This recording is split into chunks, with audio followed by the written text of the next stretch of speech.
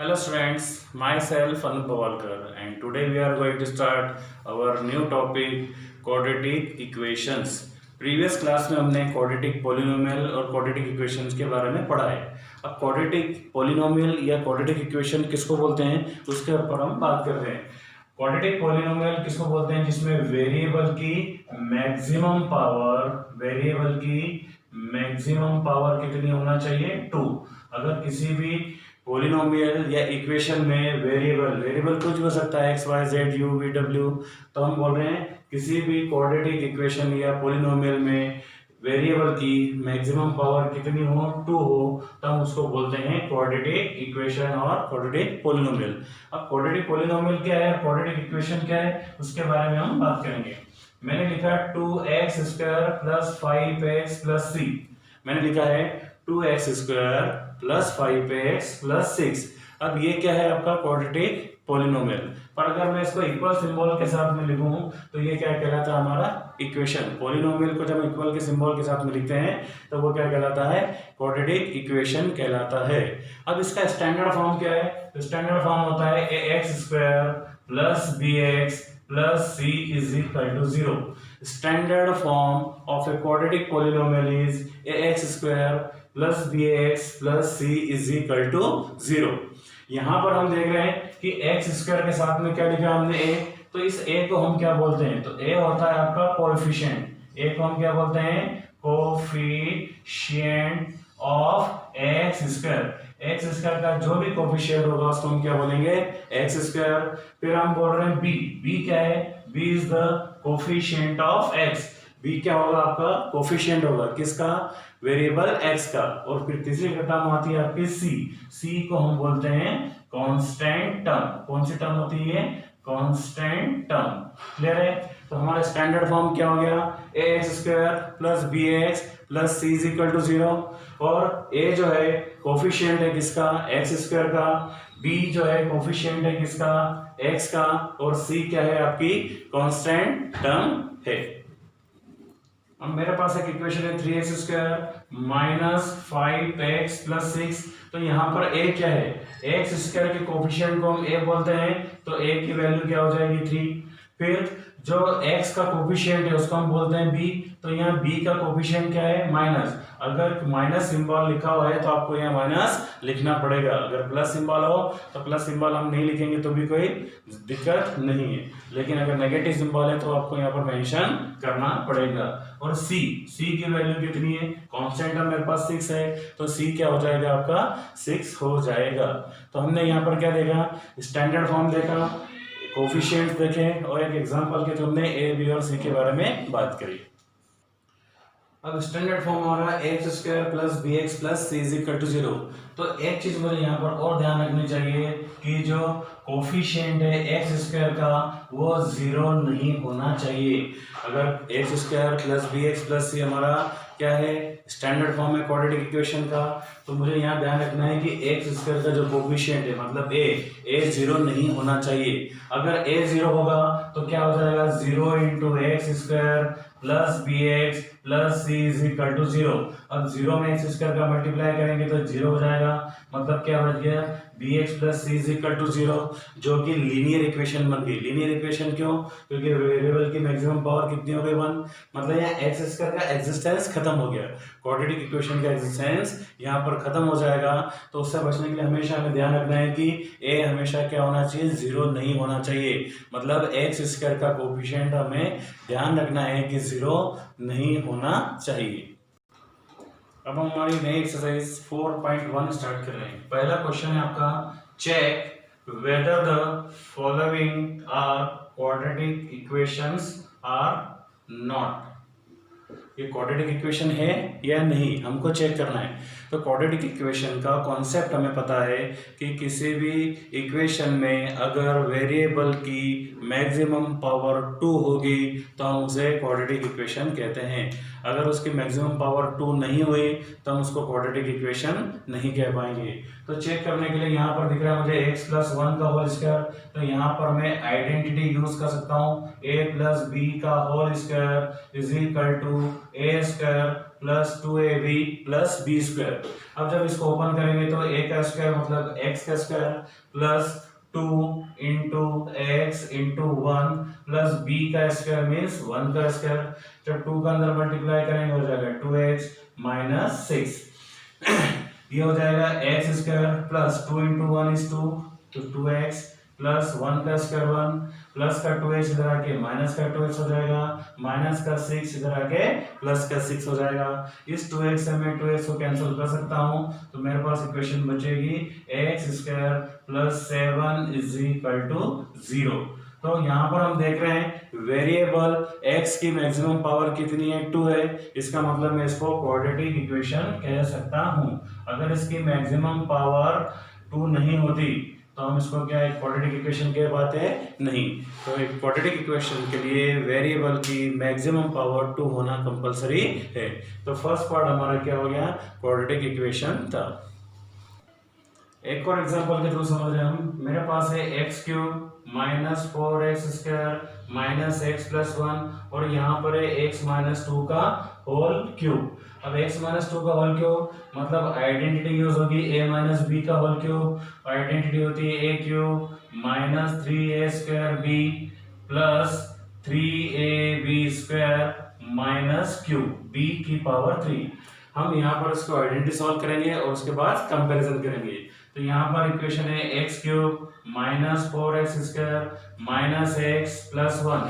अब x का cube a का क्यूब मतलब x का क्यूब माइनस 3a का स्क्वायर a की वैल्यू कितनी है यहाँ पर 2 a की वैल्यू कितनी है यहाँ पर x है और उसका स्क्वायर हो जाएगा b की वैल्यू कितनी है 2 फिर प्लस 3 a की वैल्यू कितनी है x b की वैल्यू कितनी है 2 का स्क्वायर माइनस b की वैल्यू 2 और 2 का क्यूब। जब इसको सॉल्व करते हैं तो x cube minus 4x square minus x plus 1 is equal to x cube 3 2 6 तो ये हो जाएगा माइनस 6x स्क्वायर 3 और 2 का स्क्वायर कितना था 4 तो 3 इंटू 4 12 तो ये हो जाएगा 12x माइनस 2 का क्यूब कितना हो गया 8 हो गया।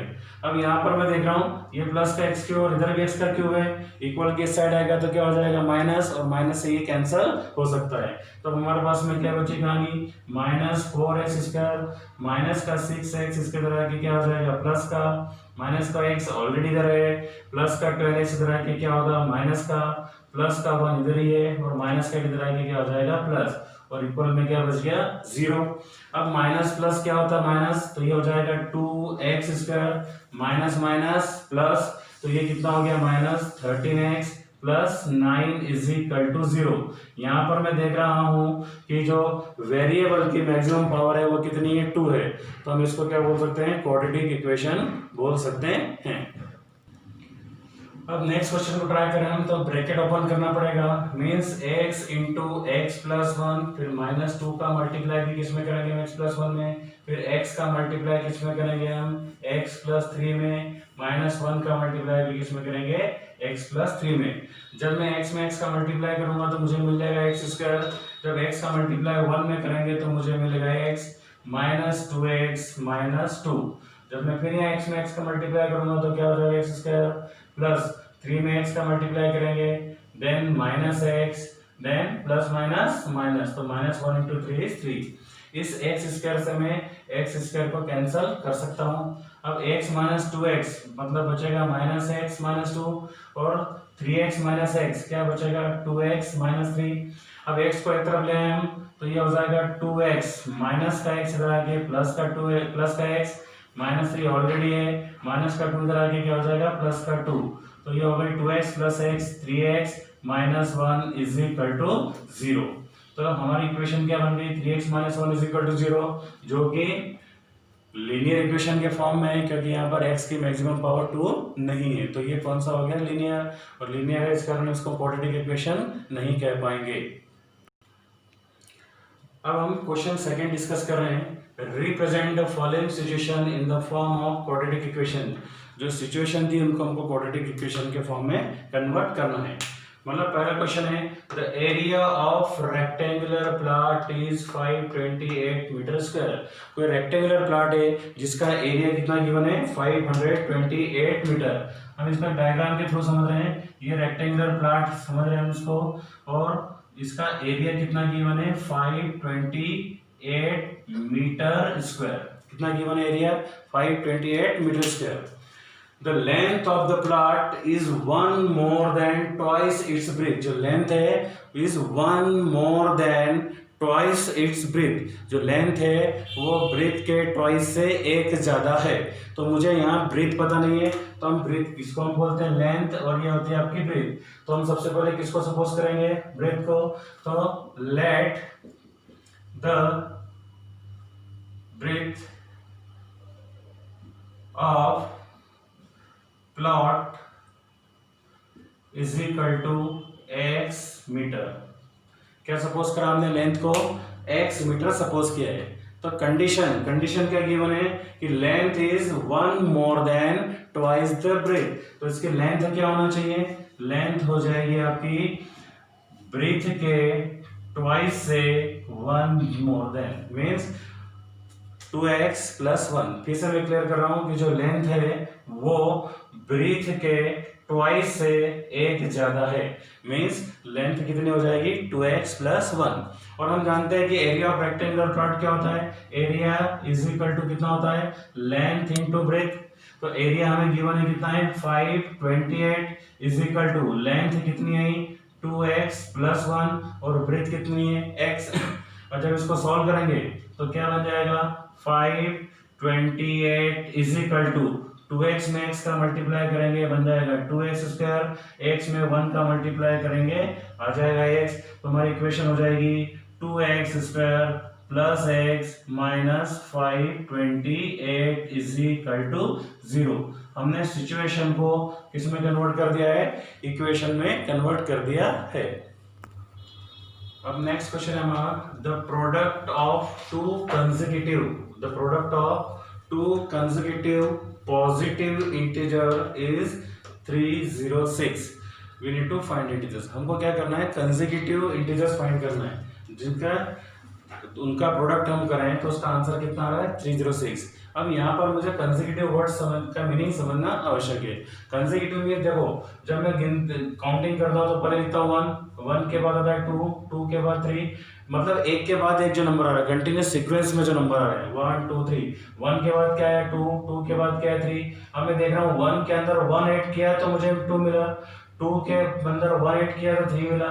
ऐसे अगर मैं 3 + 1 करूंगा तो मुझे क्या मिलेगा नेक्स्ट नंबर मिलता चलेगा। तो अगर मुझे एक नंबर सपोज किया है तो ऑटोमेटिकली दूसरा नंबर से एक ज्यादा हो जाएगा।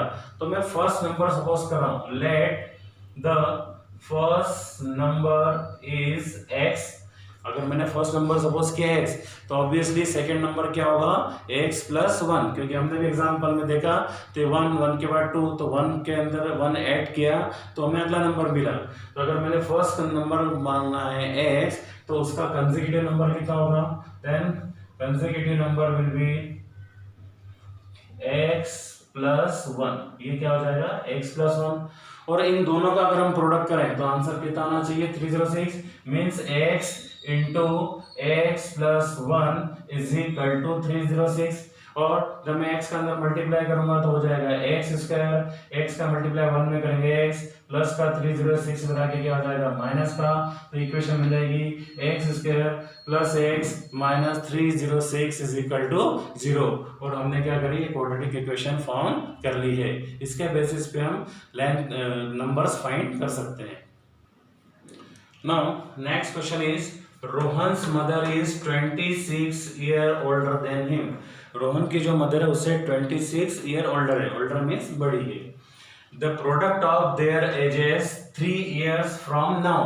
अब से 3 साल बाद, मतलब अभी जो एज है उसके 3 साल बाद जो एज होगी उसका अगर हम प्रोडक्ट करें तो वो आंसर कितना आता है 360। हमको उनकी एजेस फाइंड करनी पड़ सकती है। तो सबसे पहले हम बात कर रहे हैं एज से रिलेटेड क्वेश्चंस। तो हमने लीनियर इक्वेशन में देखा था कि जब कॉन्सेप्ट क्या है आपका एज के क्वेश्चंस का कि हम प्रेजेंट एज सपोज करते हैं, और अगर पहले की एज सपोज निकालनी हो तो हम प्रेजेंट एज में से उतनी एज माइनस कर देते हैं, बाद की एज निकालनी है तो प्लस कर देते हैं। तो इस कॉन्सेप्ट पे हमको यहाँ पर भी काम करना है। हम यहाँ पर क्वेश्चन है Rohan's mother is 26 year older than him. तो मैं प्रेजेंट एज सपोज कर रहा हूं, let present age of Rohan is equal to x year. Rohan की मदर एज कितनी सपोज कर लिया हमने, एक्स। Then present age of mother, तो उसके मदर की एज कितनी है, ऑब्वियसली उससे कितनी बड़ी है, 26 बड़ी है, 26 ईयर बड़ी है। मतलब रोहन की एज में हम क्या कर देंगे, 26 ऐड कर देंगे। तो रोहन की मदर की एज कितनी होगी, x + 26। अब हमारे अगली कंडीशन है 3 years फ्रॉम नाउ, अब से 3 साल बाद। तो हम लिख रहे हैं 3 year from now age of Rohan, age of Rohan कितनी है, x है। तो 3 साल बाद कितनी हो जाएगी, x + 3, क्योंकि 3 साल बाद होगी उसकी एज, प्लस हमको क्या करना पड़ सकता है 3।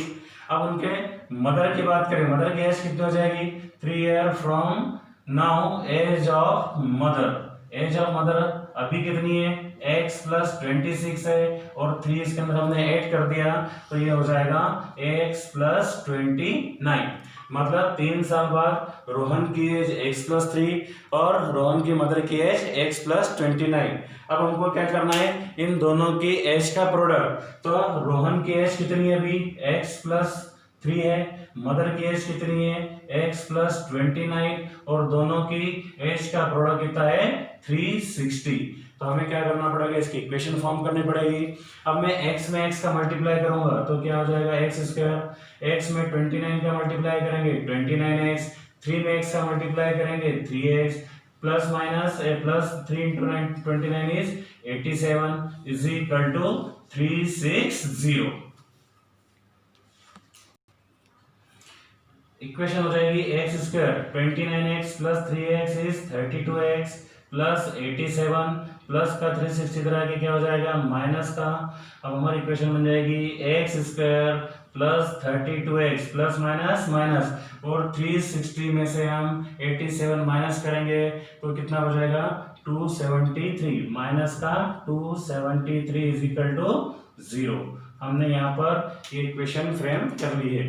तो आपकी इक्वेशन क्या बन गई, x² + 32x - 273 is equal to 0। Thank you very much.